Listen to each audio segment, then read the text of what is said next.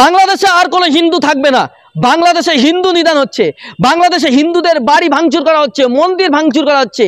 এই মিথ্যা গুজব ছড়াচ্ছে বাংলার এপার বাংলার মিডিয়া রিপাবলিক বাংলা। রিপাবলিক বাংলায় গুজব ছড়ানো হচ্ছে, সাম্প্রদায়িক উস্কানি দেওয়া হচ্ছে, নাকি বাংলাদেশে হিন্দু নিধন করা হচ্ছে, বাংলাদেশে হিন্দু শূন্য হবে, বাংলাদেশে আর হিন্দু থাকবে না। এইভাবে গুজব ছড়িয়ে সাম্প্রদায়িক উস্কানি দিচ্ছে এই রিপাবলিক মিডিয়া। অথচ বাংলাদেশের হিন্দু সংগঠনগুলির যে মহাজোট, সেই মহাজোটের যিনি মহাসচিব, তিনি বলছেন বাংলাদেশে কোনো হিন্দু নিধন হচ্ছে না, বাংলাদেশে কোনো মন্দির আক্রমণ করা হয়নি, বরং বাংলাদেশের জামাত এবং ছাত্র শিবির এছাড়াও বিএনপি তারা মন্দির পাহারা দিচ্ছেন, অমুসলিমদের বাড়ি পাহারা দিচ্ছেন, বাংলাদেশের সংখ্যালঘু হিন্দুদের তারা পাহারা দিচ্ছেন, তাদের সংরক্ষণের ব্যবস্থা করছেন, তাদের রক্ষণাবেক্ষণ করছেন। কি বলছেন বাংলাদেশে হিন্দু মহাজোটের মহাসচিব, শোনাবো আপনাদের, তারপর বিস্তারিত আলোচনা করব। আমি অ্যাডভোকেট গোবিন্দ প্রামাণিক, মহাসচিব বাংলাদেশ জাতীয় হিন্দু মহাজোট। গতকাল বিকালে শেখ হাসিনার পদত্যাগের পরে এদেশের হিন্দু সম্প্রদায় মনে করেছিল যে তাদের উপর বিশাল একটা হামলা, লুটপাট, অগ্নিসংযোগের ঘটনা ঘটবে। কিন্তু গতকাল বিকালেই বিএনপি এবং জামাতের নেতারা তাদের নেতৃবৃন্দকে হিন্দুদের বাড়িতে হামলা, লুটপাট, অগ্নিসংযোগ যাতে না হয় এবং প্রত্যেক মন্দিরে যাতে পাহারা দেয় সেই ব্যবস্থা করার নির্দেশ দেয়। এবং গতকাল থেকে আমরা দেখেছি সেই পাহারা দিয়েছে। সাধারণভাবে হিন্দুদের উপরে বড় কোনো মন্দিরে কোনো হামলার ঘটনা ঘটে নাই। কিছু আওয়ামী লীগের হিন্দু নেতা আছে যারা বিভিন্ন সময় লম্পঝম্প করেছিল, তাদের বাড়িতে, শুধু হিন্দু বাড়ি না, মুসলিম আওয়ামী লীগ নেতাদের বাড়িতে হামলা হয়েছে, লুটপাট হয়েছে এবং সামান্য কিছু সুযোগ সন্ধানী এলাকা ভিত্তিক তারা কিছু সামান্য মন্দিরে হামলা করেছে, সেটা ব্যাপক বিষয় না। কিন্তু আমরা দেখলাম যে ভারতের রিপাবলিক এইটাকে নিয়ে ব্যাপকভাবে রিউমার ছড়াচ্ছে, নানান কিছু মিলে উদ্ভট কথাবার্তা বলছে। এবং আজকে দেখলাম শেখ হাসিনার নিয়ে তারা কাহিনী তৈরি করছে, বঙ্গবন্ধুর স্ট্যাচু মানে ভাঙছে, সেটা নিয়ে তারা খুব দুঃখে সাগরে ভাসছে। আমার এক সাংবাদিক ফোন দিয়েছিলাম, তাদের বলেছি যে আপনারা যদি শেখ হাসিনার জন্য যদি এত কান্না আপনাদের মধ্যে আসে, তো শেখ হাসিনা ভারতে গিয়েছে, আপনারা ভারতের প্রধানমন্ত্রী নরেন্দ্র মোদীকে সরিয়ে শেখ হাসিনাকে আপনারা প্রধানমন্ত্রী হিসেবে ঘোষণা করেন, সে ভারতও রক্ষা করতে পারবে, তা আপনার সেভেন সিস্টারও রক্ষা করতে পারবে। আপনারা তো প্রতিদিন বলতেছেন যে শেখ হাসিনা না থাকলে ভারতের সেভেন সিস্টার থাকবে না। তো এইবার আপনাদের একটা বিশাল সুযোগ আছে, আপনারা শেখ হাসিনাকে ভারতের প্রধানমন্ত্রী করেন। আপনারা শুনলেন বাংলাদেশের যিনি হিন্দু যে সমস্ত সংগঠন রয়েছে সেই সংগঠনের মহাজোটের যিনি মহাসচিব, তিনি বলছেন এই যে হত্যালীলা বা যে সমস্ত মারামারি বা যে সমস্ত হিংসা হয়েছে সেগুলো রাজনৈতিক হিংসা।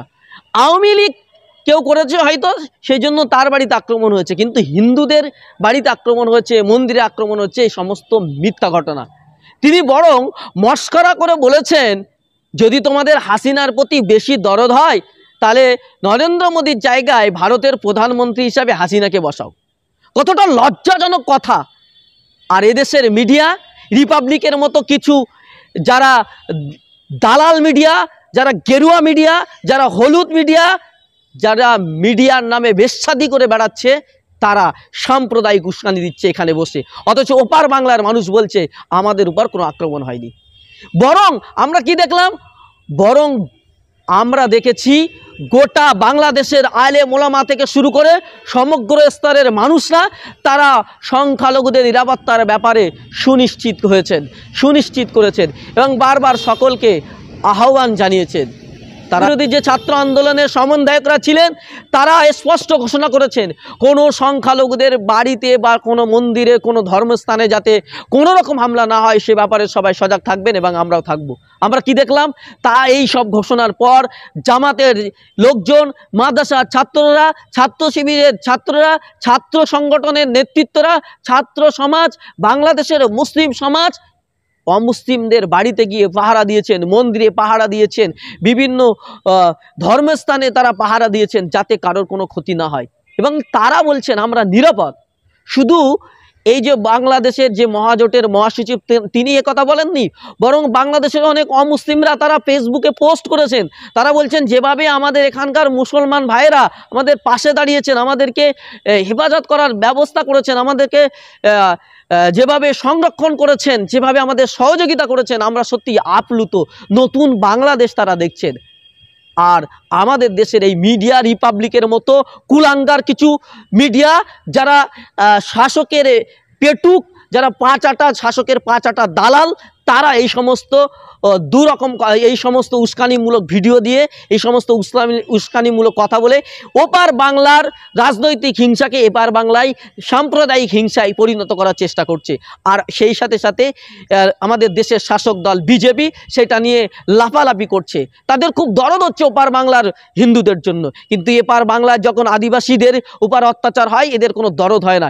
এপার বাংলার যখন আদিবাসী মায়েদের উপর অত্যাচার হয়, এপার বাংলায় যখন দলিতের উপর নির্যাতন হয়, তখন এদের কোনো কষ্ট হয় না, এদের কোনো আঘাত হয় না। ভারতবর্ষে যখন হাজার হাজার মণিপুরের মা বোনদের নির্যাতন করা হয়, তখন এদের কোনো কষ্ট হয় না, এই বিজেপিদের কোনো দুঃখ হয় না। ওদের ওপার বাংলার জন্য খুব দরদ।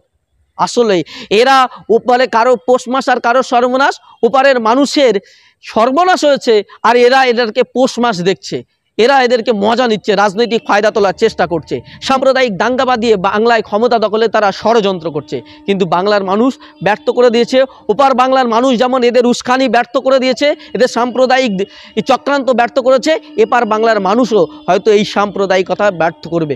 কারণ বাংলাদেশের আলেম ওলামা থেকে শুরু করে সর্বস্তরের মানুষ তার প্রতিবাদ জানিয়েছেন এবং তারা সতর্ক ভূমিকা পালন করেছে। মিজানুর রহমান আজাদি থেকে শুরু করে মাওলানা আহমদুল্লাহ সাহেব এবং বাংলাদেশের পীর সাহেব চরমনাই থেকে শুরু করে বাংলাদেশের জামাত ইসলামী সর্বস্তরের মানুষ নেতৃত্বরা এ বিষয়ে তারা সক্রিয় ভূমিকা পালন করেছেন এবং কোনো সংখ্যালঘু হিন্দুদের উপর আক্রমণ হতে দেয়নি, বরং তারা রাত্রি যাপন করে তারা মন্দির পাহারা দিয়েছেন, সংখ্যালঘুদের পাহারা দিয়েছেন। সংখ্যালঘুরা কি বলছেন, ওপার বাংলার সংখ্যালঘুরা অর্থাৎ হিন্দুরা কি বলছেন শুনুন। তাদের বাড়িতে কোনো আক্রমণ হয়েছেন কিনা একজনের আমি বক্তব্য আপনাদের শোনাচ্ছি, শুনুন। বর্তমান পরিস্থিতিতে আপনাদের উপর কি কোনো হুমকি বা কোনো কিছু আসছে এই পর্যন্ত, বা মন্দির বাড়ি থেকে আসছে? মন্দিরের উপর কোনো যদি আমাদের কোনো সমস্যায় যদি আপনারা পড়েন আমাদেরকে অবহিত করবেন, আমরা তো চেষ্টা করবো আপনাদের সহযোগিতা করার। মন্দিরের জন্য আক্রমণ, আপনাদের কোনো শারীরিক সমস্যা হয়, কোনো পাহারা দিয়ে ঠিক আছে। আপনারা শুনলেন তার বক্তব্য। অর্থাৎ কোনোভাবেই কোনো আক্রমণ হয়নি কারো বাড়িতে কোথাও, বরং যেটা হয়েছে রাজনৈতিক প্রতিহিংসা। যারা আওয়ামী লীগ করতো, বাংলাদেশের সংখ্যালঘুরা সাধারণত শাসকের পক্ষেই ছিল, আওয়ামী লীগ করতো যারা, সেই আওয়ামী লীগ যারা করতো তাদের মধ্যে কিছু অমুসলিম ছিলেন। রাজনৈতিক পার্টিতে মুসলিম অমুসলিম সব দলই থাকবে, এটা স্বাভাবিক। এবং সেই সময় থাকাকালীন যেভাবে অত্যাচার করতো, আমাদের এখানে পশ্চিমবাংলার ক্ষেত্রে যদি আমরা দেখি, আমাদের এই পশ্চিমবাংলার ক্ষেত্রে যে দল রয়েছে তৃণমূল কংগ্রেস, সেখানে যেমন উত্তম শিবুরা রয়েছে, তখন শাহজাহান শেখও রয়েছে, তো সে যেমন অর্জুন সিংরা রয়েছেন, আরও অনেকে যারা রয়েছেন তৃণমূলের যারা নেতারা রয়েছেন, তেমন হচ্ছে কি শওকত মোল্লারাও রয়েছেন। ফলে এইরকম এরা যেভাবে অত্যাচার করেছে, মানুষ যখন রিভেঞ্জ নেবে তখন সবাইকে, তখন তো হিন্দু মুসলিম দেবেন, সবার উপরে প্রতিশোধ নেওয়ার চেষ্টা করবে সাধারণ মানুষ। ঠিক তেমন কয়েকটা ঘটনা হয়তো ঘটেছে এবং সেই ঘটনাকে সাম্প্রদায়িক দাঙ্গা দাগানোর চেষ্টা করেছে, সেই ঘটনাকে সাম্প্রদায়িক উস্কানি দিয়ে মানুষের মধ্যে বিভেদ তৈরি করার চেষ্টা করছে, এপার বাংলায় দাঙ্গা লাগানোর চেষ্টা করেছে এই রিপাবলিকের মতো কুলাঙ্গার মিডিয়াগুলো। এদের বিরুদ্ধে গর্জে উঠুন আপনারা, কারণ এদের এই কুলাঙ্গারদের বিরুদ্ধে গর্জে না উঠলে আগামী দিনে আরও আমাদের সমাজকে বিভাজন করবে।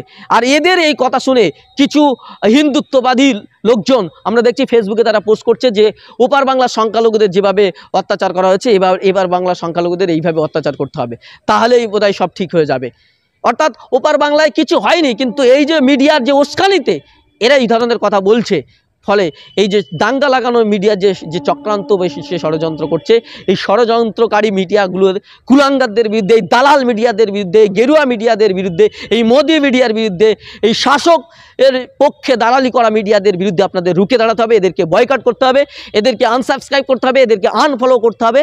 এবং আপনার বেশি বেশি আমাদের এই ভিডিওকে শেয়ার করুন, মানুষের কাছে পৌঁছে দিন, সত্য মানুষের কাছে উঠে আসুক এবং মানুষ আসল সত্যিটা জানুক যে বাংলাদেশে কোনো সংখ্যালঘুদের উপর আক্রমণ হয়নি, বরং এদেশের মিডিয়া, এদেশের কুলাঙ্গার মিডিয়ারা, দালাল মিডিয়ারা গেরুয়া মিডিয়ারা যে মিথ্যাচার করছে তাদের বিরুদ্ধে জবাব দিতে হবে। এছাড়াও আমাদের কলকাতা পুলিশ তারা সচেতন রয়েছে, যারা এই ধরনের উস্কানি ছড়াচ্ছে তাদের বিরুদ্ধে কঠোর ব্যবস্থা নেওয়ার জন্য তারা তৈরি রয়েছেন। আমরাও প্রশাসনের কাছে আপিল করব, আবেদন করব, যারা এই ধরনের উত্তেজনা ছড়াচ্ছে তাদের বিরুদ্ধে আইনি ব্যবস্থা নেওয়া হোক। এবং আপনাদেরকে বলবো, আপনারা যারা আমাদের ইউটিউব চ্যানেলে নতুন তারা আমাদের চ্যানেলটি সাবস্ক্রাইব করুন, আর যদি ভিডিওটি আপনি ফেসবুকে দেখে থাকেন ফেসবুক পেজটি ফলো করুন, আর ভিডিওটি লক্ষ লক্ষ মানুষের কাছে পৌঁছে দিন, যাতে এই কুলাঙ্গার দালাল মিডিয়াদের এই চক্রান্ত নস্যাৎ হয়ে যায়, মানুষের মধ্যে বিভাজন না হয়, যেন সাম্প্রদায়িক ঐক্য নষ্ট না হয়, বরং আপনারা হিন্দু মুসলিম মিলেমিশে একত্রে চলবেন, যেভাবে বাংলার ঐতিহ্য রক্ষা থাকে সেইভাবে থাকবেন। এই বলে আজকের এখানে শেষ করছি, দেখা হচ্ছে অন্য কোনো এপিসোডে। ততক্ষণ ভালো থাকবেন, সুস্থ থাকবেন, ধন্যবাদ।